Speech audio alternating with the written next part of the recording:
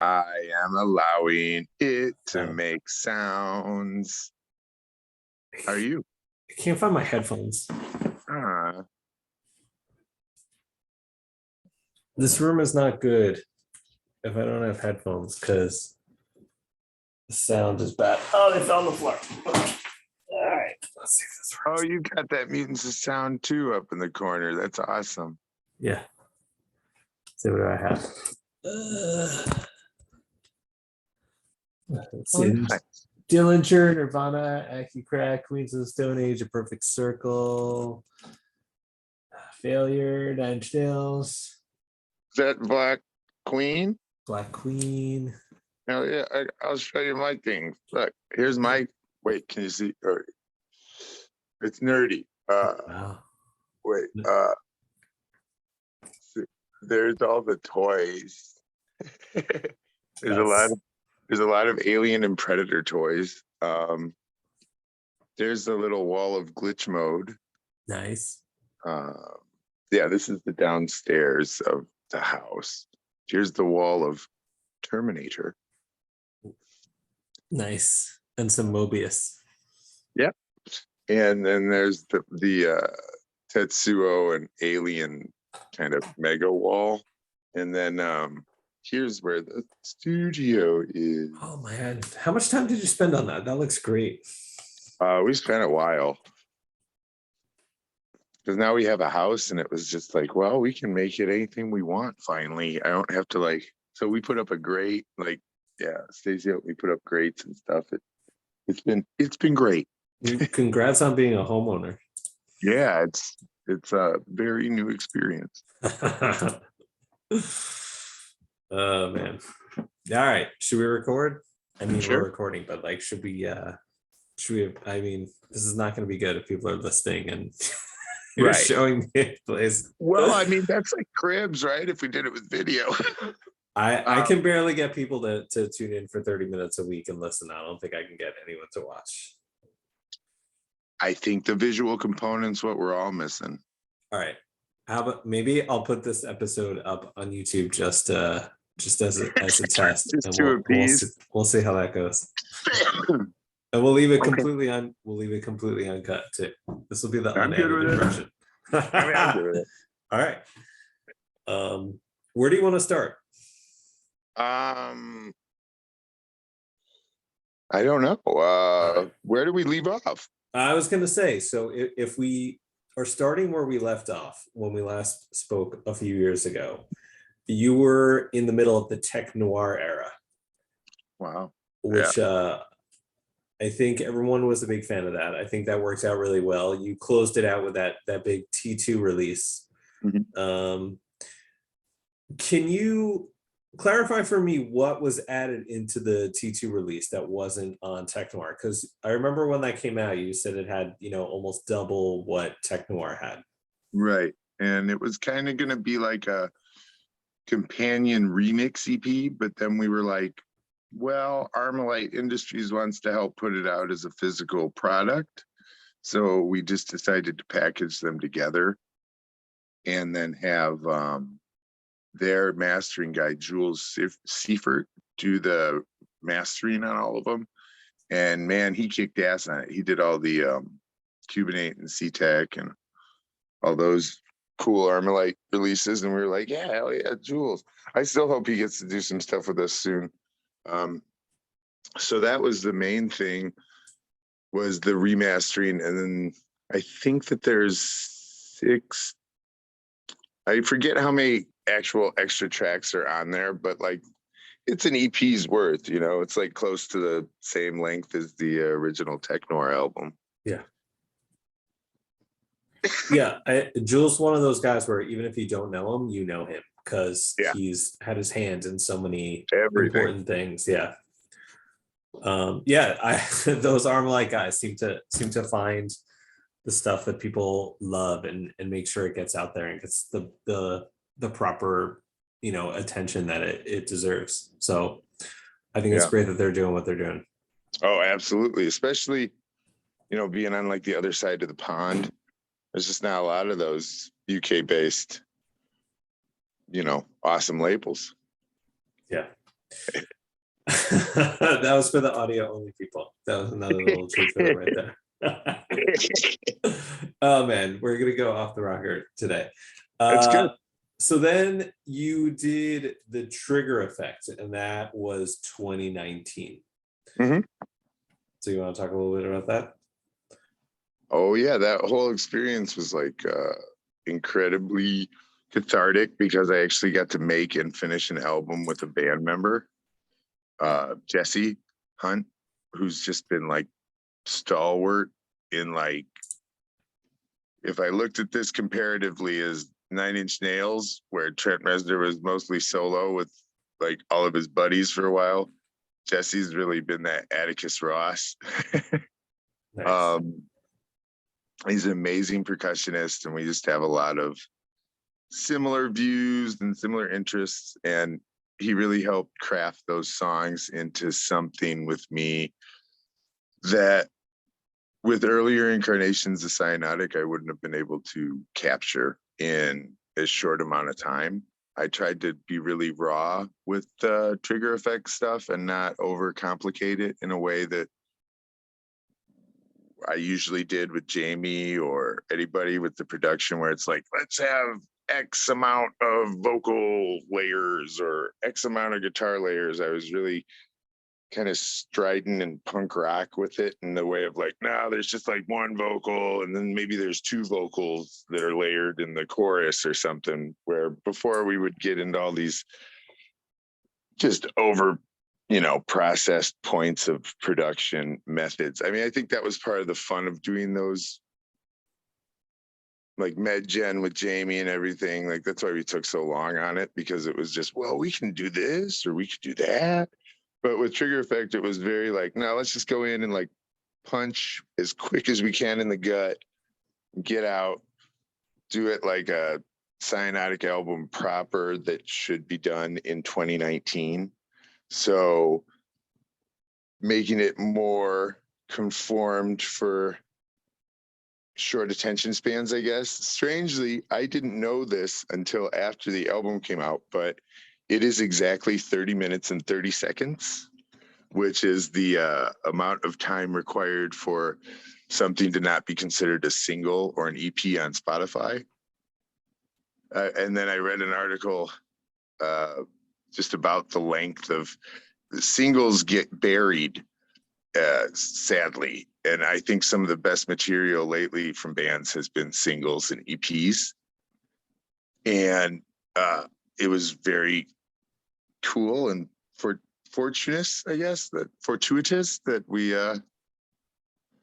hit the 30-minute mark on it. Because I wasn't sure after like 8 tracks, if with an intro, if that was actually an album, but it felt like an album to us.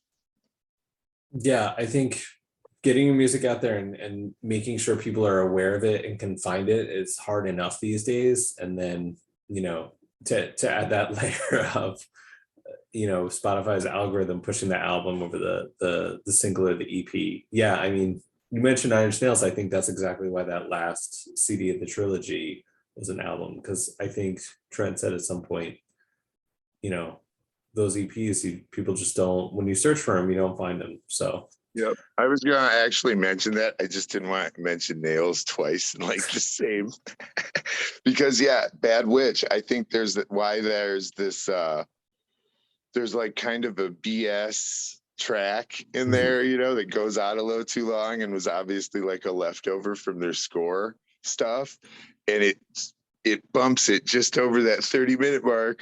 It's not the catchy release that the previous one was, for sure. I still liked a lot of it. It was still cool. I feel like you used to be all about the Bandcamp, the pay what you want, and that was a few years ago, before Spotify and Apple Music and all the just have a subscription and nobody's going to pay for anything ever. It took over. So have you found that your audience is migrating over to Spotify and things like that, or do you still have the older fans who like to buy it? Well, there's still older fans who like to buy it, or we wouldn't be in business. Yeah. I think what they want to buy is different. I think vinyl is what anyone wants to buy always online, and sometimes t-shirts. but always t-shirts at shows and sometimes vinyl at shows, because we started bringing out these vinyls to shows and they're not as, they just don't, the shirts sell. It's always like, I get it by like, you know, I have the rights to the shirt and I made more from that than the tour or whatever. I understand that philosophy or mindset now. I just feel like when I'm at a show, I don't want to carry a record around the whole time. Right. But like when they can plenty of people do, it yeah, and have it delivered and they can like put it up on their shelf and be like, there's the I don't even think a lot of people open them, honestly. I feel like I'm part of the problem right here anyway. It's okay. I don't know if I've opened any of my vinyls. I think I don't own that many, but I mean, I don't have an open Trigger Effect vinyl, but I have like 50 Trigger Effect vinyls here. Yeah. I don't know. I mean, sometimes I want a book on my shelf, even though I'm usually listening to the Audible download, and you know, I have a couple, you know, Blu-rays or DVDs on the shelf, even though I only play the digital copy. So I feel like I want the physical thing, even if I know it's probably going to sit there 99% of the time. Although Well, it is kind of fun. the It is same. fun now and then just to throw on a record. Well, and that's the same. It's the same mindset, man, as me. It's like if I really love it, I want to have it, even if I'm not. I mean, I can't. How many times can you count that you have? I mean, I've done this, so I feel like it's shameful to admit it. But like, you're sitting there, and I'm with my wife, and I'm like, well, I mean, but I own Strange Days, the DVD downstairs, but we could just go rent it. Like, right. It's on Amazon, you know, like it doesn't, it's terrible to have that. So but it makes me feel happy that like we recently, I don't know how much you can actually see, and this is for the audio visual portion of the show, but there is our AV collection. Like if the world had to end, we still have, you know, these couple DVDs. You got the classics in there. Yeah, the remnants of the lost era or whatever. Yeah, and every once in a while there's some weird licensing deal, and you're like, what do you mean this isn't available to stream anywhere? So right, anywhere. That actually is the case with the movie Strange Days, strangely. Yeah. Because we tried to find it and we had to resort to the DVD. Yeah. So let's talk about new music, because you've been posting some stuff saying it's almost ready. So tell me a little bit about what you're working on, and you're still working with Jesse on the new stuff? Mm-hmm. Yeah, it's been Jesse, and then the addition Jesse had recommended of Brad Houston and Connor Eck, who came along, he was literally next door neighbors to me during the Tech Noir era, and we didn't know each other, which is crazy. But yeah, we all synced up within the past few years, and it's been a really good, strange, new feeling to have a band. I mean, I've always had a band that plays with me, but not necessarily a band that works with me.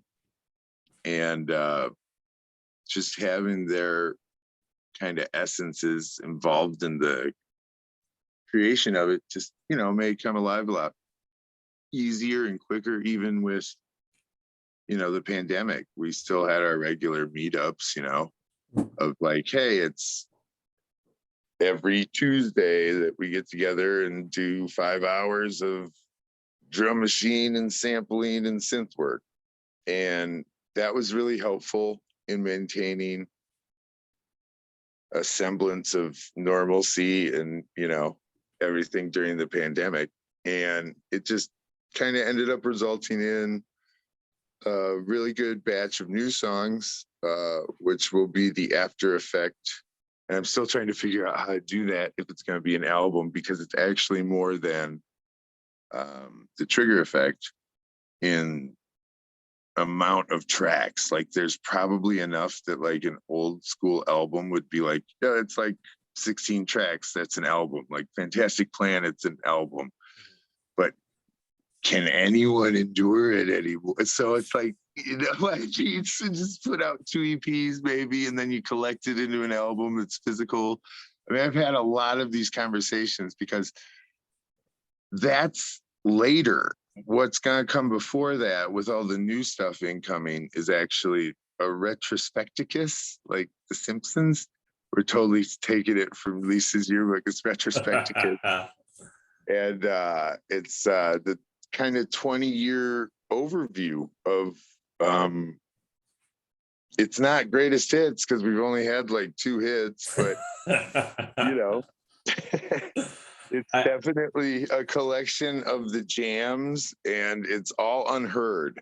And it's not just like a quick crack, like, you know, it makes a lot of sense to us at this point because going back to Armalite with T2, originally they wanted us to do a collection, like a singles collection or something. And I was like, we need a little bit more, you know, and we had to fill out the tracks and the space a little bit more by then. So now we can include trigger effect tracks and that didn't get finished, or versions that are just way left to center that exist, and they're on my hard drive and they're good.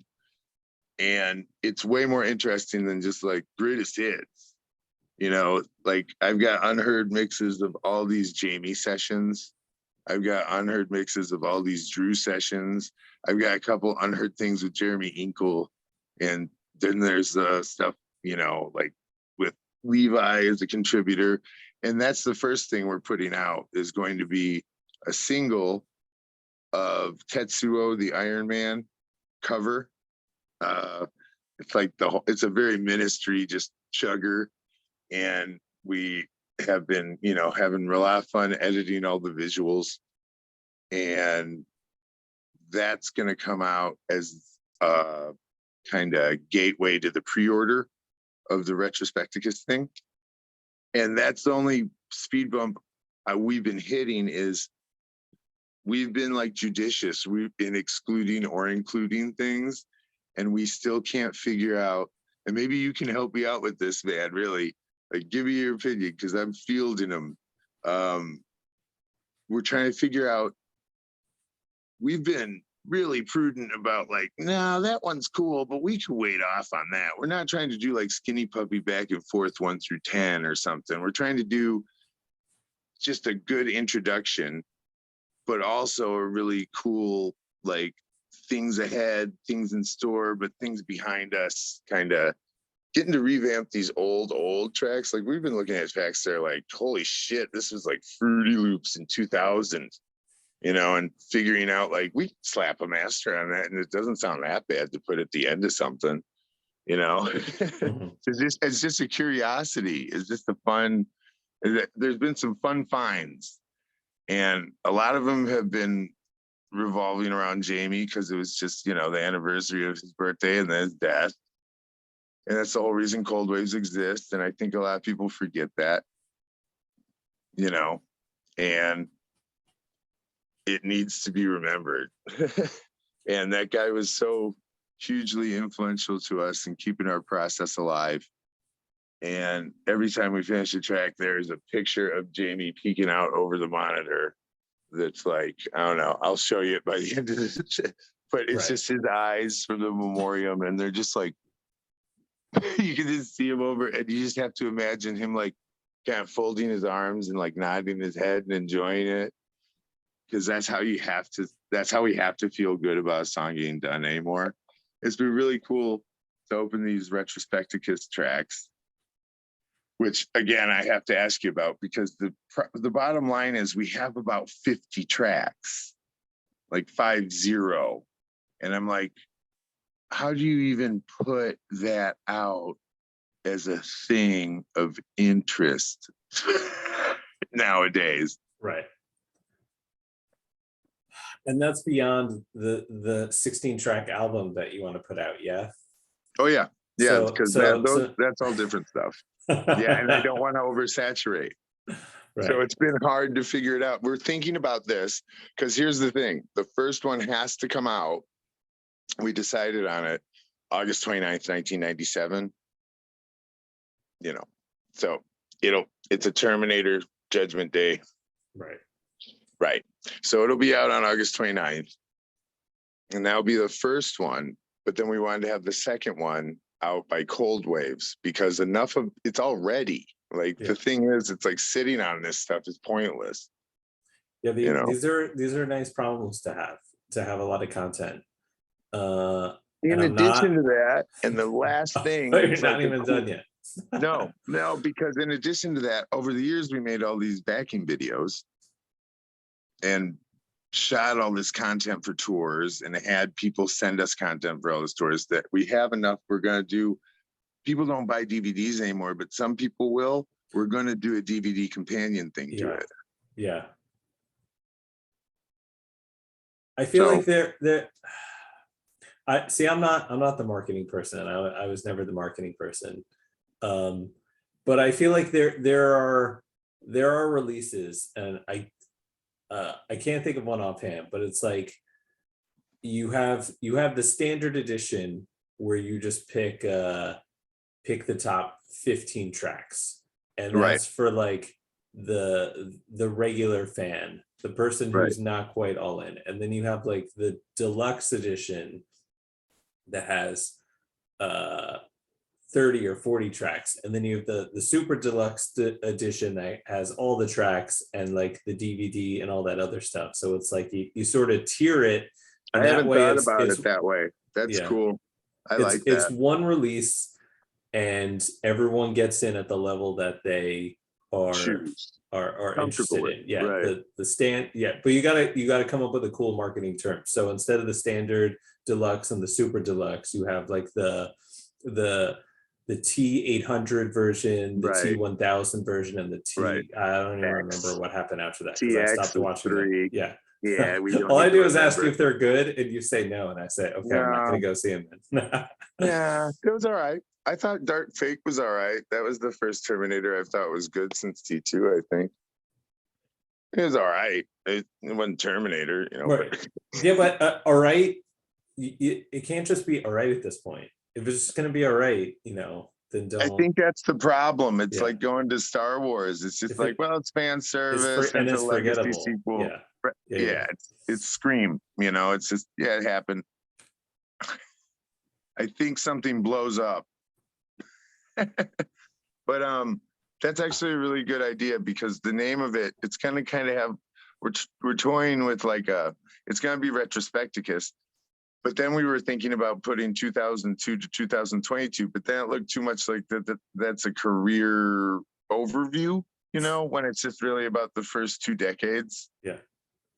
So I like that idea. And then as a caveat, how would you possibly release it on streaming? Because I'm thinking the maximum that I could do is like, 12 tracks at once, 4 times. And then that's like, you do 4 times over a year. Yeah. And it doesn't become like too much of a, like, you're not shoving it down people's throat, but you're giving them more digital content. Yeah. I guess. Yeah. I don't know how anyone does any of that stuff. So I don't either. I don't even see, I don't even follow, like, I don't see a trend or a pattern with how people release anything anymore, which is really strange. So I don't have anything to gauge off of, except like, well, Prodigy, like 20 years ago, put out a singles collection that was 1 disc and 2 discs. It had a DVD. It's like all antiquated at this point. Yeah. I mean, or there's some older box sets that you can listen to on Spotify, and it's just like 93 tracks. And that's like daunting, isn't it? Yeah. I don't want to Then do that's that. like, Jesus Christ, what? Who is this? Like, I better love them. Like, I'd rather just listen to a This Is station or something. Yeah. Anyway. So let's see. Let's get back to what else should we talk about?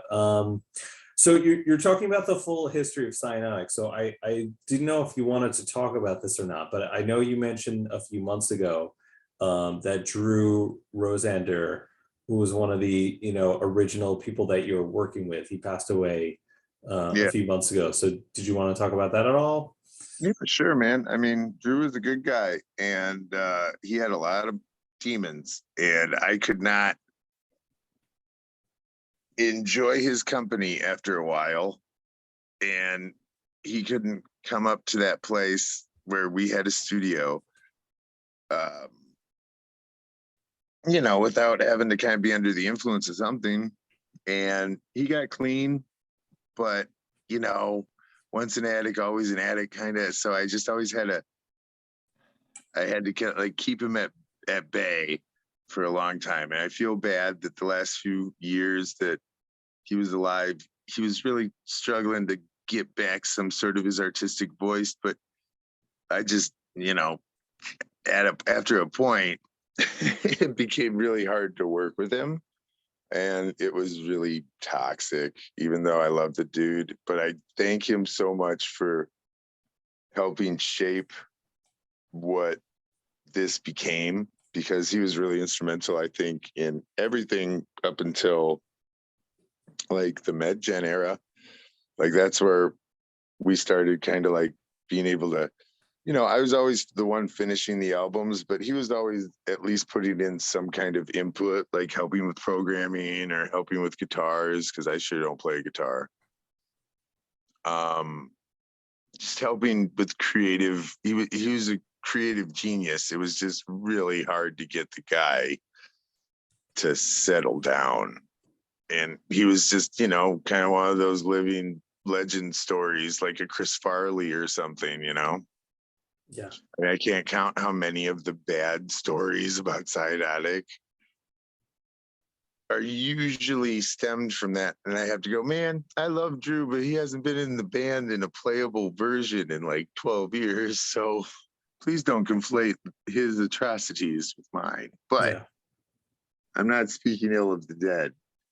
I'm just saying that man led a complicated life, and I love the dude dearly, but we haven't been doing this stuff since before Jamie worked with us, you know? Yeah. Like it was hard to get him around. I think he was only around once when Jamie was around.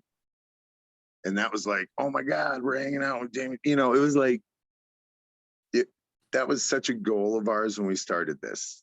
And then to drive everybody into that and be able to be accepted by those guys, because those guys are tough.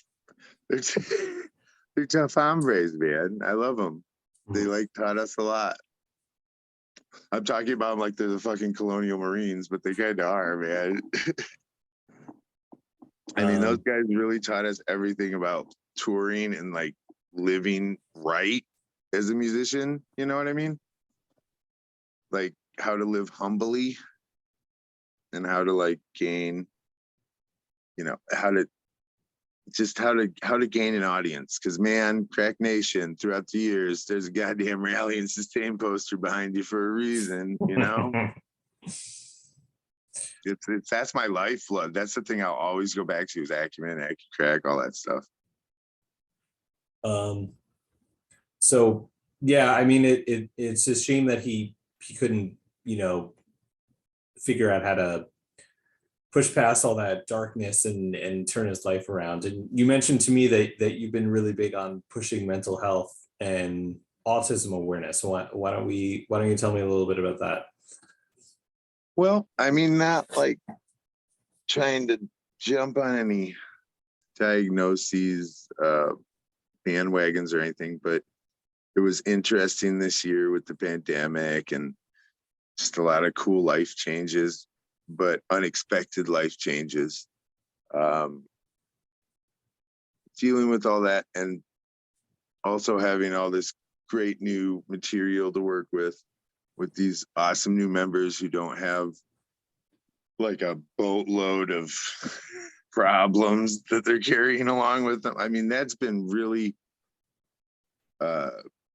helpful in me discovering that, you know, just going to therapy and things I was never able to take the time to care about before, like my brain. Like I just thought, well, I just keep going, you know. But things stack up after a while. And that's when I got like a late, you know, that's like a late term diagnosis. I always had an idea I was on the spectrum, but like I am the spectrum apparently, and that's fine. I mean, I'm okay with it. Like I think I've learned to kind of accept living for almost 40 years on the earth and because of that, I haven't been able to use it as a crutch. So it's just been fun to retroactively like think back on, oh, okay, well, I'll just, that's why I was like, okay, well, that explains something, you know? And I think that's something that a lot of artists have. I'm not special with that. I think every artist I've ever met who's a real artist, who's not there to just be like, I'm here to get drunk and maybe laid, you know, is that the people that really want to create and really want to make whatever realm of art it is are often a little, you know, that way. And I think it's really cool to just kind of normalize it in a way that I don't think would have been 10 years ago, you know? I think that's an interesting element because I see that through line in a lot of our audience. You know, because they relate to the lyrics about anxiety, and you know, that's all I'm doing when we're making like a Cyanotic album, really, is like, okay, let's imagine this character's viewpoint, aka me, or whatever is, but usually me in the viewpoint of being in the near future and surviving something that causes chaos. Well, I think it's nice now that people, I feel like 10, 20 years ago, or maybe even longer at this point, everyone was just weird. You were either normal or you were weird. And it's Right. nice. And it's nice to be like, no, this is the way your brain is wired. And we're Right. able to test that. And it's like, oh, I have more insight as to why I am the way that I am. And it's not weird or normal. It's I just function differently than you. Right. So I can focus, I don't have to worry about, am I weird? Am I not weird? I can focus on knowing what I am and just moving forward with that. Well, yeah, and that's, you said it very succinctly, yeah, because man, I just always felt very out of place in life. And, you know, when your worth is kind of established by what you do, after a while, it's like, well, I mean, I make industrial music and I love sci-fi and horror films and eventually want to make one of those. There's my worth established, kind of. And I don't know. It's been interesting to understand that I function, and I have been able to function, and I have my own weird worth, you know, but I've still just like kept alive strangely on this planet for almost 40 years, not really getting it up until just this year, you know. Yeah. I'm paying attention, but my cat is Oh no, attacking me I'm off here. camera. I wish you could see my cat. My cat's running around somewhere. His name's Oscar. He Our keeps cat, I biting me. should say. I'm trying to I'm trying to keep a straight face and pay attention, but he's Oh, it's all biting good. me off screen. Please stop biting me, please. We can't allow the cat in the studio. That's first rule. No, Yeah, I don't know. I don't have the studio there. All right, so we're down to 5 minutes. I want to make sure we get to everything that you wanted to talk about. So we talked about the old stuff. We talked about the new stuff. What else did we miss here? You're playing shows. You have Mechanismus, Machine Fest, Cold Waves. Some of those might have already happened by the time. Oh you're yeah, the listening to this. Mechanismus thing. The Mechanismus was the. I don't know how that to was pronounce that yet. Mechanismus. Yeah, it was good. That went well. That was just last week. We drove 5,000 miles in 5 days. That sounds insane, but Well, it was a way to kind of like jump back into the idea of this is how a tour is. Like we essentially did a full tour route just to save. We saved even with the gas prices. I was gonna say, and you did it when gas prices peaked, because I feel like they're coming back down again. Yeah. And it was like, okay, well, the gas is still not as bad as 5 plane tickets to Seattle right now. Yeah. So we were just like, let's pack it in and listen to DJ Aki Crack at 4 a.m., you know, and drive through mountainous regions for 2 days. I drove a lot of it just because I was like, well, it's my responsibility to get you guys there. We're going to have a good time. And it was a blast. I don't know. I came back little more seasoned. I felt like I was seasoned for the road again, you know? Yeah, get your driving touring legs back. Yeah. And that'll be cool because then we get to go out to Colorado and do that again in August. And that'll be right around the time that we're going to release the first, Retrospecticus installment. As soon as you figure out the release plan for that. Yeah. It'll be like 1 and then like 2 and then maybe put some out by the fall because I don't want to hold back that new album for too long, because that's the end point. You don't want to confuse people with like, well, we put out a new album in the middle of all these other things that are like older tracks. Yeah. Yeah. I like your idea though of like the tiered, and then that starts making sense with the release of, the release into the algorithms. And then what else can we talk about that's cool? I don't know. I'm producing some stuff. There's a Glitz Mode compilation coming out. That's gonna be really cool because it's really Midwest based. It's got the guys from Cyanotic are on it, their projects, Conrar and Brad Blank, and Jesse and I are gonna do this cool techno industrial thing that we put out EP together of called Pain Hunt. It's fitting. It's like it looks like a couple techno DJs, but it's also like 2 cool words. It sounds like a cool video game or something. Yeah, I would play it. This is Pain Hunt.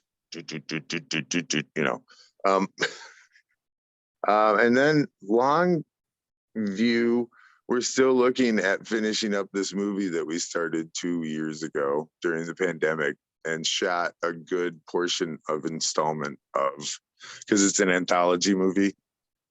And it's like a sci-fi horror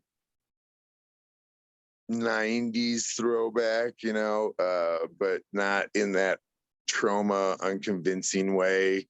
And it's called Seal City Nightmares. And it's really interesting, the process of how it's come together. And we're finishing up the drafts of the last few stories of it because we're approaching it like, just a shell of like a really cool pilot episode for a show that we'll just make one of, like where it's like 15-minute, 20-minute goofy things with a wraparound about society dealing with technology that becomes sentient via wires, like all the wires in the streets and in the buildings. And it's been really fun figuring out, because we all just approached it like old school 80s effects. Like, let's not have like, here's the goofy sci-fi picture, wire CGI rendering, like strangling a guy. We were just like, well, we'll just put it on the guy and film it in reverse. So we were doing all these cool, fun, old practical effects. And we got a lot of really, really cool footage. And we're looking forward to shooting a bunch more at a couple abandoned places in Rockford, Illinois, which is like an hour and a half from here. But there's like a bunch of awesome factories that you can just access. And we're going to go in there with a good bevy of people and just make a weird short about struggling in the dystopia with wires trying to get you, and lots of weird random social media RoboCop kind of infused media break things. There's a lot of that. There's a lot of funny, like that's how we've got some of the cooler cast members involved. I don't want to like divulge who exactly it is, but we've been able to like get cool cameos from certain celebrities. All right, let's cut it off there because we got less than a minute. And I don't want you cutting off mid-sentence.